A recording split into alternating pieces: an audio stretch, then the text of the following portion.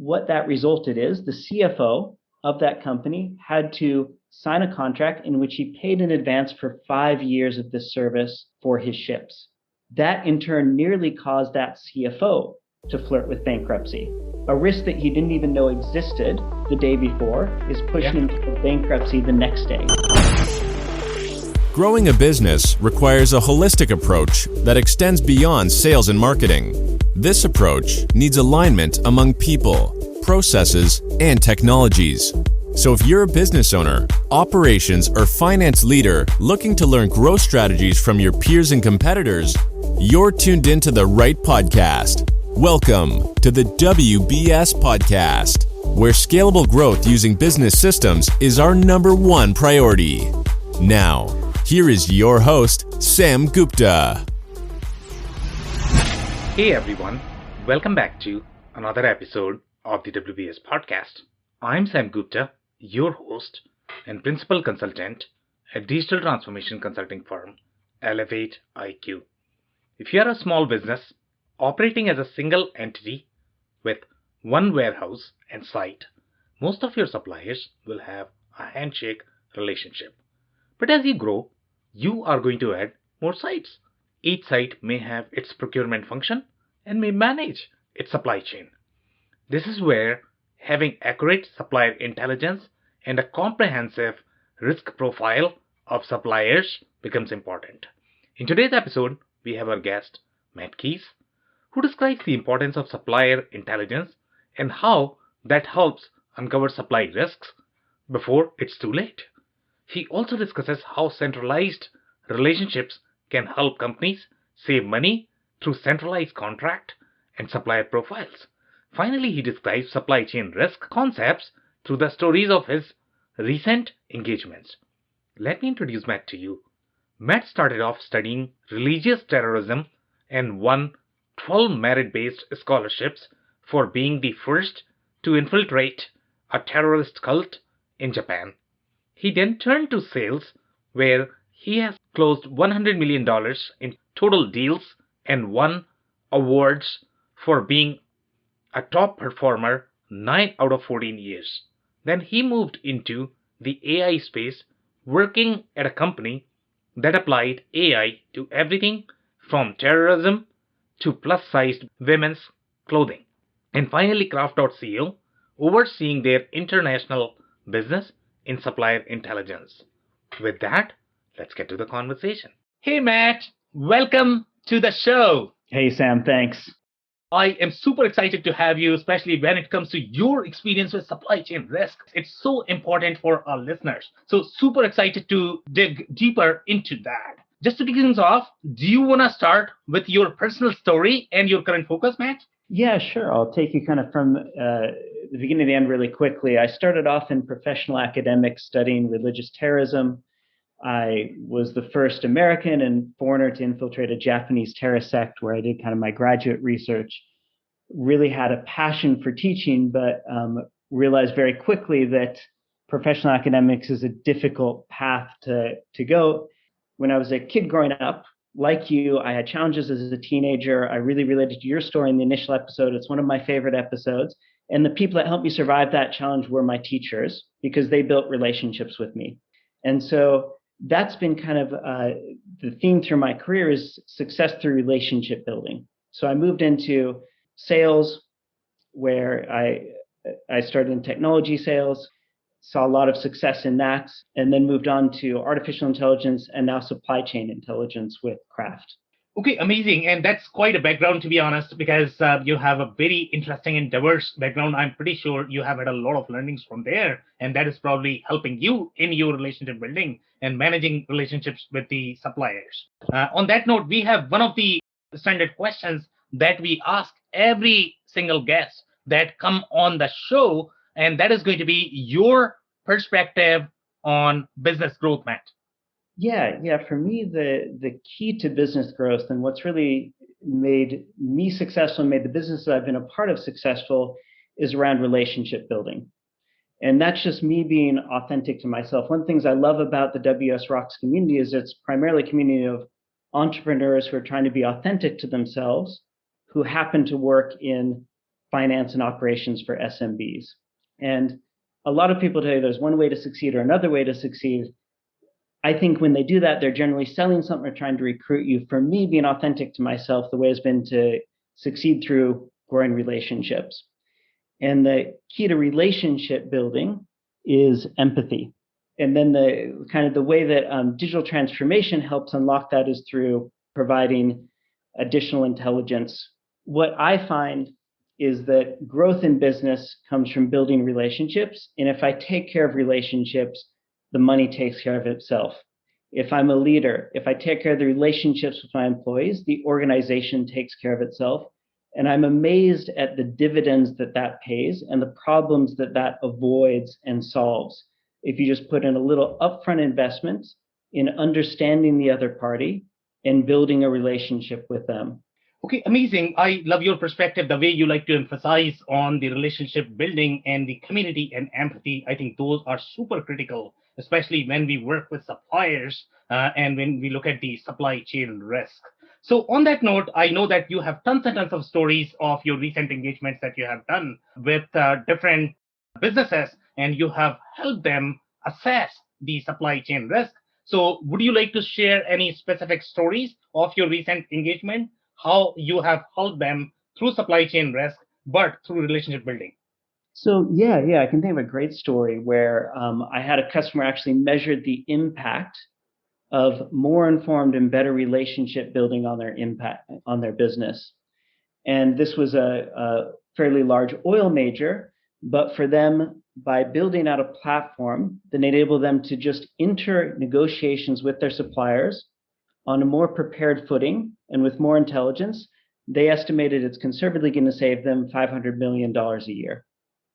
So you can, obviously that's a fairly big number, but if you extrapolate that back to any business, there's a meaningful business advantage to be gained in being better formed in your negotiations with suppliers and understanding your suppliers better. Okay, so let's go one level deeper into the story. So obviously the savings are great, but describe the business a bit more in terms of, what kind of suppliers did they have? What kind of products were they carrying? What kind of business did they have? What was the business model? And what were the risks when you got into the engagement? What was the problem that they had identified when they invited you to this engagement? Yeah, so in this case, it was the upstream part of the business, which is Okay. the exercise of marketing gas, selling Okay. gas, essentially. So not the drilling and extracting it. And so in this case, what they had was a number of relationships that were fragmented. So you'd have one person from one division buying from the same company, another person from another division buying from the same company. Those weren't joined up. The right hand didn't know what the left hand was doing. And they needed a single platform where they could have one unified understanding of their suppliers. And so that was what we provided for them. Okay. And when you say relationship fragmented, so let's say if I'm looking at some of our manufacturing listeners, obviously they work with tons and tons of suppliers. Let's say I'm talking about my automotive manufacturer, and they might have, I don't know, maybe they are working with 1,000 different suppliers. Sometimes they might have multiple different sites, and all of those sites may be operating independently. They might have their own relationships just because the shipping cost may be lower, so they might be working with the local suppliers. So would the business that I'm describing, was the business that you work with, was it similar to this? Did they have similar challenges? Because typically in our space, when we look at these businesses, they don't really think more in the comprehensive manner when you look at the organization. They don't really have the organization set up or the budget set up so that you have this comprehensive insight in the organization. They are going to do their independent decision making across the site. So let's say if they had the comprehensive insight that you could do for this specific business, are they going to experience the similar value that you had in your story? Sam, you've nailed it. That's exactly right. As soon as you've got essentially more than one division with your company or more than one buyer, you start to tend to run into these tangled relationships where oftentimes different divisions, although they're devoted to different business purposes, are procuring similar things from the same manufacturers. And that coordination breaks down. And in all these cases, there's going to be a lot of pressure on any purchaser to reduce cost. which is important and a key part of any business relationship and any negotiation. But you also have to think ahead. What COVID's revealed about supply chain is how important it is to have a resilient and agile supply chain, not just an inexpensive one. We spent a generation perfecting just-in-time delivery, agile, lean methodologies in supply chain, and it blew up in our faces last year. All of those efficiencies turned into weaknesses when the global supply chain was put under stress. And every business in the world is feeling the result of that this year. Every consumer in the world is feeling the result of that this year in the form of increased prices. So the problem there is needing to agilely and quickly, understand your relationship with suppliers. And by investing in that relationship with your supplier, very quickly, you can be the one that gets the scarce supply, right? That has now become a competitive advantage. What was previously just friendship, perhaps in 2019, and a good relationship in 2020 becomes a critical business advantage because you have an advantaged position with that supplier, both in terms of getting the goods you need and getting that at an optimal cost. Similarly, if things go sideways, you need the intelligence to very quickly pivot and find new suppliers to replace the old ones or augment their supplies. Every business in America is facing this challenge. Okay, so let's go back to the story a bit more. So you are looking at restructuring of your contract, the way you structure your vendors in your systems and processes. Now, that is much deeper because that requires the change in the organization, the way the organization is operating at this point of time. So how is the relationship building in empathy relevant to what you are describing right now? Yeah, you're absolutely right, Sam. I love ERP professionals because they're really in the guts of this and really driving growth across the economy right now in solving these kind of problems. What you typically see, even in a single ERP instance, in a single business, is suppliers with multiple records, multiple names. I was speaking to one business where they were buying from Microsoft, but they were buying from Microsoft in literally 10 different names. I had another medium-sized business that had a relationship with PwC. And when the CEO said, I'm meeting with the leaders of PwC, I want to understand what our business is, it took them 3 days to track down all the different accounts and all the different business units that had individual relationships into that consultancy, be it for tax purposes, be it for finance purposes, be it for sales coaching, be it for supply chain optimization, you name it. Having that, the fundamental foundation of empathy is understanding, and the fundamental foundation of understanding is intelligence. And that's where business leaders today face a challenge. They can't pull that intelligence from their current systems easily, nor can they get that intelligence easily from outside their systems. So if you're trying to understand that particular supplier going into negotiation, you could spend 3 hours Googling them and still miss a lot of important details about them. Or you could spend 3 hours logging into 30 different sites, all of which provide you with a little sliver of information on that supplier and still go in underprepared and not aware of everything you need to know about that supplier going into that negotiation. Does that kind of make sense? Am I answering your question?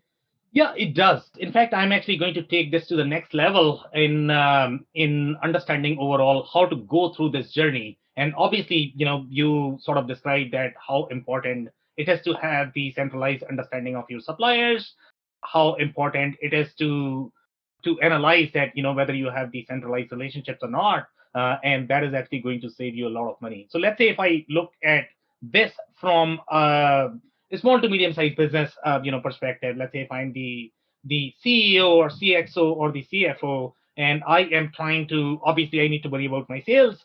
That is always the highest priority. If you don't get sales, I don't know what we are going to do inside the organization. So 80% of my focus is probably going to be there. So as the manufacturing executive, I'm probably not worrying as much of the procurement or how the supplier relationships are set up. So how to take this journey to the next level? In my experience, when I walk to these manufacturing facilities or distribution facilities, sometimes they don't even look at what kind of relationship they have in each of the facilities and which products are going to be sourced by which specific vendor and what state of the relationship they have at this point of time and what risks they are going to have, let's say, in the near future, right? And especially, let's say, if you have 1,000, 10,000 different suppliers, how do you, number one, track this journey? How do you plan this when you go from, let's say, $5 million to $10 million to 25 to $200 million to $1 billion?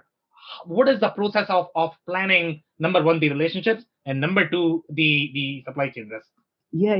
So two answers to that question. First of all, I would challenge your assumption that supply chain isn't a top priority to executives right now, even as much as sales. If you think about it right now, what IBM says is that 60% of businesses expect to be disrupted by a competitor with better supply chain management within 3 years. Not new products, not better sales, not a better business model, not digital disruption, just better supply chain management. Tim Cook, CEO of Apple, much more a supply chain expert than a design guy like Steve Jobs or an engineer like Mark Zuckerberg. If you look at terrorist targets, it's now supply chains rather than airports. If you look at cyber attacks, you look at SolarWinds, which was front page news. You look at Colonial Pipeline, which was front page news. You look at JBS, which was front page news. Those are all supply chain cyber attacks.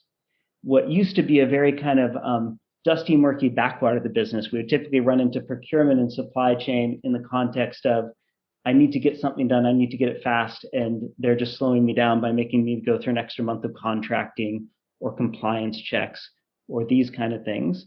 And procurement was very much viewed as a cost center in the business, has really been flipped on its head. What used to be a cost center is now a key competitive differentiator and advantage for businesses.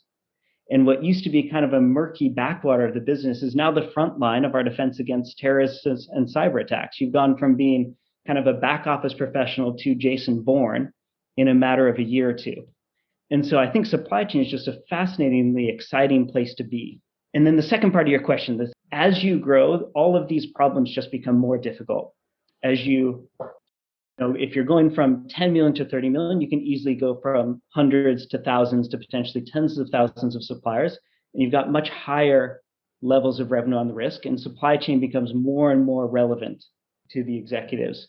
Some of the ways that we looked at, so I was dealing with a CFO of a local business here. And what we were looking at him is he was just looking at creative ways to visualize data so he could make better, faster decisions. That's what occupies people, making better, informed, faster decisions. And in this case, what we were able to do is build up a dashboard of him. So what he wanted was a dashboard of, on any given day, where are my biggest risks from four perspectives? Where are my biggest risks from a cybersecurity perspective? Where are my biggest risks from a financial perspective?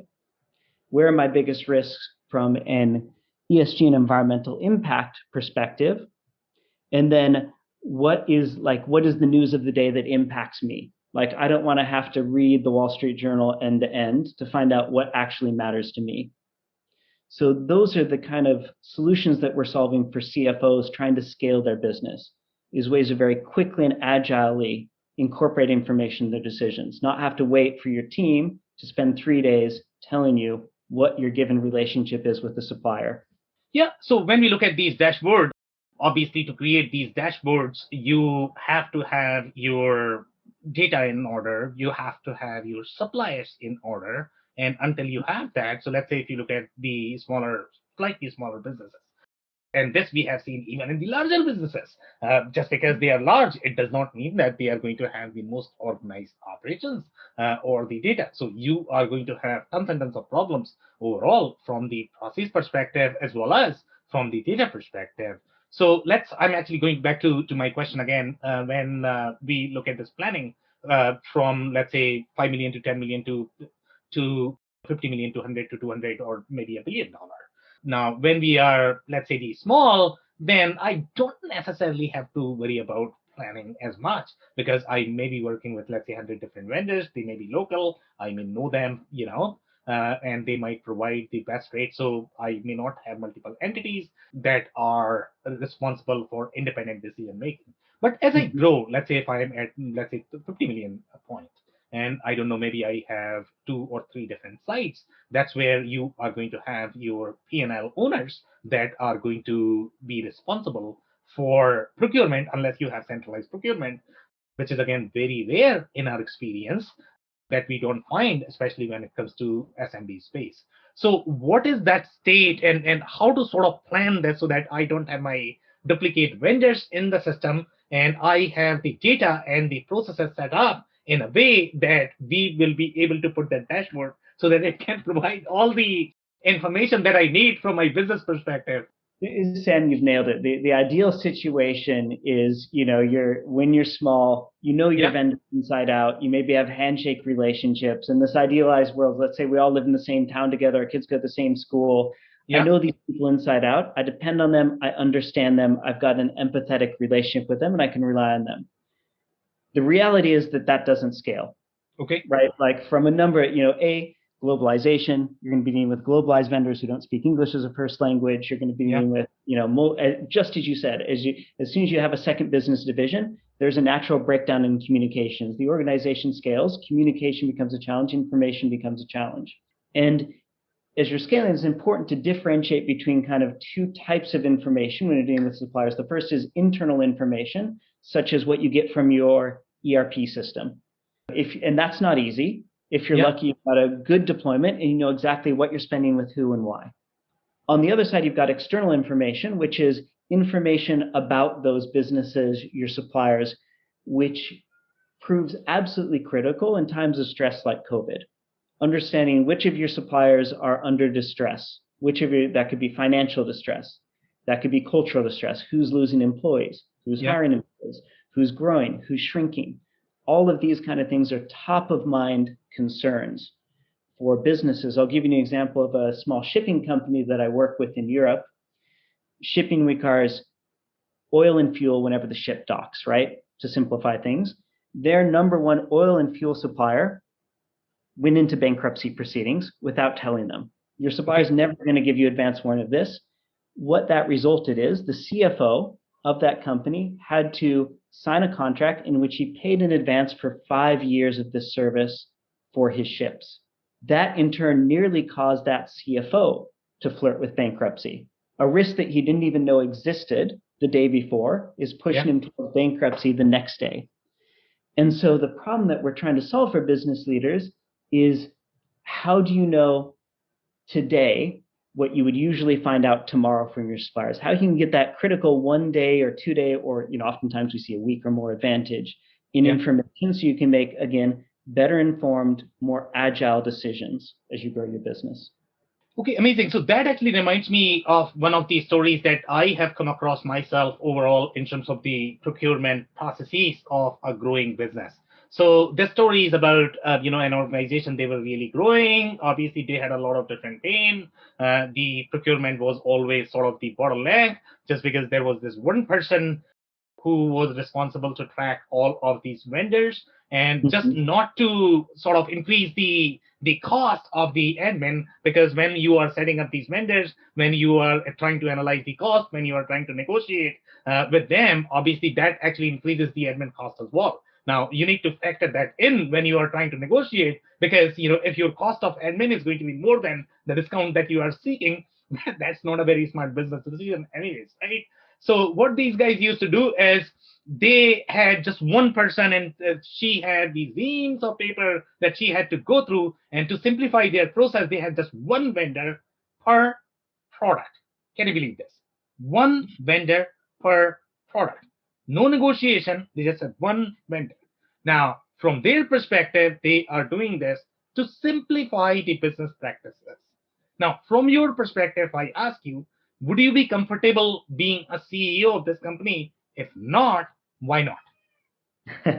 Well, yeah, anytime you're dependent on a single vendor, you can't determine your own fate, right? Like, and that's a big part of managing the supply chain Yeah, in an agile way, is how to control your supply chain rather than letting your supply chain control you. And what I would think the vast majority of businesses experience in COVID is, my supply chain controls me. You can see this particularly in the automotive sector, where we cannot produce cars to meet demand because there's a shortage of chips, right? Like that one constraint, it's not wheels, it's not tires, it's not gas, it's not engines, it's just chips, is constraining an entire worldwide industry now, to the point that used cars are more expensive now than when you bought them 2 years ago.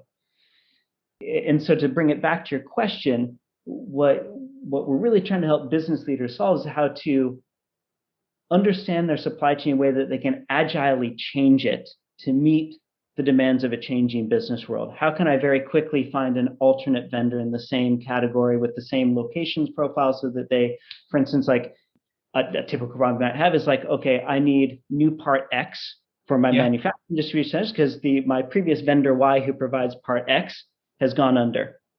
I can't just go out to any company because I need certain vendors who are closer to my manufacturing centers. So I had a customer who was in military industrials. It was kind of a mid-sized customer who needed vendors within 12 hours of their manufacturing facilities.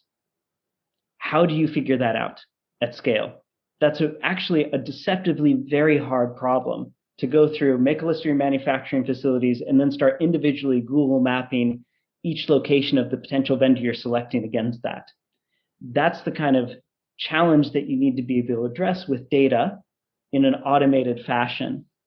And this is where the good news story comes in, is digital transformation is enabling a renaissance of supply chain technologies that allows business leaders to solve these things in an agile and efficient way. The premise of your story was, we don't want bloat in our procurement organization, so we're just going to simplify our vendors and work with less vendors so we don't have to hire more procurement people. Everyone experiences that. That is a common problem across all the supply chain and procurement organizations I deal with. The good news story here is through digital transformation, you can make, let's call her Nancy, our one supply chain person, our one procurement person, Nancy manage 10x the number of vendors, 10x the number of relationships in an even more informed and efficient manner through digital transformation than she could when she was just doing it all paper-based with best effort. Okay, so I am actually going to go back to that story again. And one of the things that I noticed, especially with your solution and the platform, and from my experience when I look at the different procurement organizations, even let's say if they have multiple vendors, they have sort of thought through the supply chain risk. But one of the challenges that they are going to run into is when it comes to data quality. So let's say you are working with a vendor called Walmart. Okay, Walmart is supplying you something. I'm just making things up. If you are dealing with, let's say, Walmart in Dallas, Texas, and then Walmart in Austin, Texas, and then Walmart in your, I don't know, I mean, San Antonio, Texas.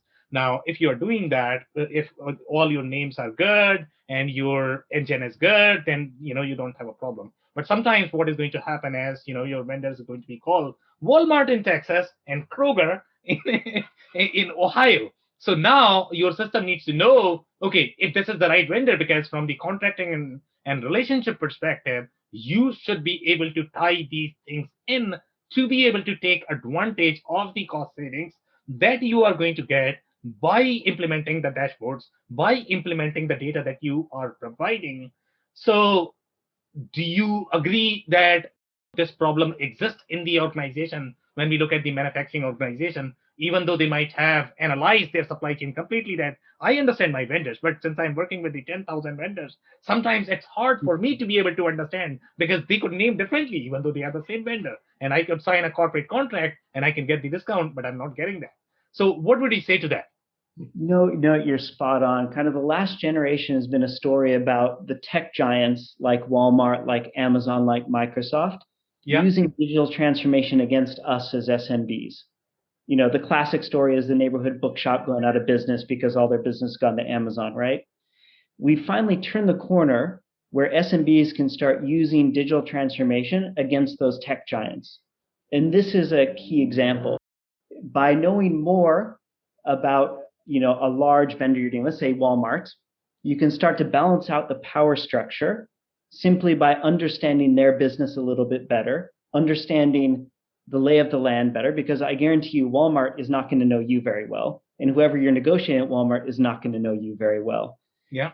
By coming into that negotiation with a slightly better informed understanding of Walmart in this case, you can do exactly what you said. You can start taking advantage of opportunities that you might not have seen before. You can start leveling the playing field a little bit in that negotiation. You can understand, well, hey, Like, I just read that you've got this initiative in Texas. I have to be buying in Texas as well. I know we're talking about a deal in Massachusetts, but what if we marry these two together? Can we not create a win-win here?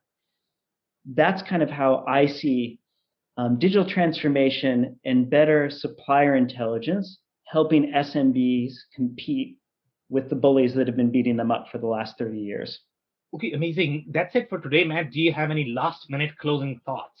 Yeah. I just invite you all to go to craft.co. We've got a free website. Take a look at some of your suppliers, maybe take a look at your own company, see if you can learn something a little bit more about the people your business depends on that helps you deepen and get more out of that relationship. Okay, amazing. And my personal takeaway from this conversation is going to be there's so much intelligence out there, especially when it comes to analyzing your cost, when it comes to analyzing your supply chain, the kind of cost savings you can have in your supply chain that you probably don't have to worry as much about the sales. You can get the cost savings, you can improve your bottom line, but you need to know how to apply that intelligence to your business. On that note, Matt, I really want to thank you for your time. This has been an insightful episode. Thanks, Sam. It's been a pleasure. Thanks for having me on. I cannot thank our guests enough for coming on the show, for sharing their knowledge and journey. I always pick up learnings from our guests, and hopefully you learned something new today. If you want to learn more about Matt, head over to craft.co. It's craft.co, and see if understanding a key supplier or partner better holistically helps you improve that relationship. Links and more information will also be available in the show notes. If anything in this podcast resonated with you and your business, you might want to check other related episodes, including the interview with Krissa Klein, who discusses the supply chain nuances of the apparel industry and its unique challenges. Also, the interview with Mark Shensius, who discusses selling to and negotiating with FMCG buyers with buying environments where they need to make quick decisions and move fast. Also, don't forget to subscribe and spread the word among folks with similar backgrounds. If you have any questions or comments about the show, please review and rate us on your favorite podcasting platform or DM me on any social channels. I'll try my best to respond personally and make sure you get help. Thank you, and I hope to catch you on the next episode of the WBS Podcast. Thank you for listening to another episode of the WBS Podcast. Be sure to subscribe on your favorite podcasting platform so you never miss an episode. For more information on growth strategies for SMBs using ERP and digital transformation, check out our community at WBS.rocks. We'll see you next time.